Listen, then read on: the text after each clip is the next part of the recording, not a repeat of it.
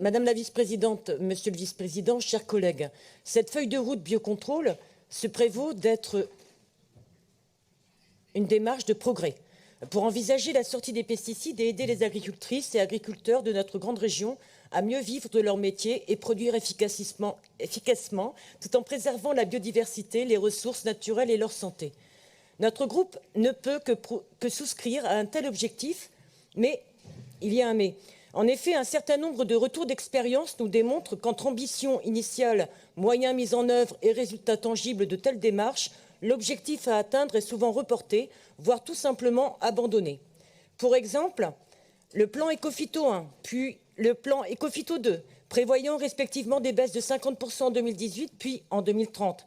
Entre autres, dans la région Nouvelle-Aquitaine, les ventes de pesticides de synthèse ne cessent pourtant d'augmenter. Les sols, l'air, les aires de captage d'eau potable et les cours d'eau continuent à se charger en substances toxiques pour le vivant. Ainsi, notre groupe considère que les produits de biocontrôle doivent être compatibles avec l'agriculture biologique. Leur homologation en agriculture biologique sera ainsi la preuve qu'ils ne contiennent pas de pesticides de synthèse. Ils ne doivent ni les remplacer, ni reproduire leurs intérêts financiers souvent prioritaires sur ceux de la santé publique et de la biodiversité. Pourquoi exclure les préparations naturelles peu préoccupantes, qu'on appelle aussi PNPP, de cette feuille de route qui ont un coût réduit et qui sont à la portée directe de tout le monde, qui ont fait leurs preuves depuis plus d'un siècle en agriculture biologique. A contrario, le modèle agricole porté par des solutions biotechnologiques d'industrialisation, d'utilisation de produits one-shot, c'est-à-dire un insecte ravageur, on oppose un produit de biocontrôle, mobilise d'énormes budgets et ne soutient pas l'autonomie du monde agricole. Nous ne voyons pas de remise en question d'un système productiviste qui détruit les emplois agricoles tout en favorisant l'expansion de l'agrobusiness. Avant leur homologation, ces produits biotechnologiques devraient être évalués. Pour cela, l'intégration de l'Institut technique de l'agriculture biologique en partenariat permettrait de les expérimenter avant leur mise sur le marché. Puisque certains produits de biocontrôle pourraient être néfastes envers la santé humaine et la biodiversité, l'étude d'impact prévue en 2026, comme vous nous l'avez dit, monsieur le vice-président, et comme cela nous a été dit en commission, est bien trop lointaine. C'est pourquoi une évaluation exemptée mise en place tout le long du déploiement de cette feuille de route permettrait de suivre son évolution avec des indicateurs spécifiques, des ajustements nécessaires et l'atteinte d'objectifs de sortie des produits mutagènes et reprotoxiques d'ici 2025. Cette ambition qui est commune de sortie des pesticides de synthèse ne pourra être atteinte si le concept « une seule santé » One Health, comme vous aimez à le dire, ne s'étend pas à la prise en compte des liens étroits entre la santé humaine, celle des animaux, des végétaux et l'état écologique global. S'il y a volonté de réaliser cette ambition de sortie des pesticides, il faut remettre en question les pratiques culturelles et d'élevage inadaptées au contexte climatique.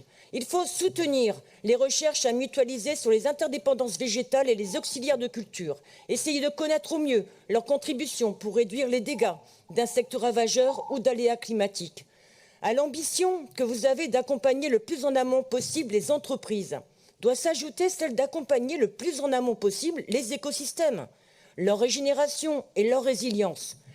Les écologistes pensent qu'il est essentiel de favoriser les synergies pour progresser. Nous constatons que ce n'est pas le choix de votre majorité en écartant de cette concertation des acteurs régionaux incontournables de biosolutions. En effet, pour une croissance de ces biosolutions moins coûteuses, le soutien massif au développement de l'agriculture biologique, qui préserve les milieux, restaure les sols et apporte une autonomie technique aux paysans tout en réduisant les intermédiaires, est une réponse adaptée et forte aux problématiques évoquées.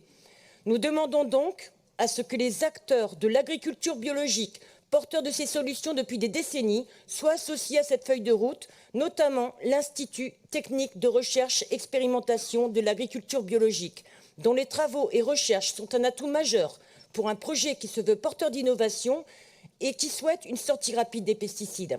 Donc ni l'ITAB, ni la Fédération régionale de l'agriculture biologique, ni Interbio, par ailleurs, même l'Agence régionale de biodiversité et les scientifiques d'Ecobios n'y sont même pas cités.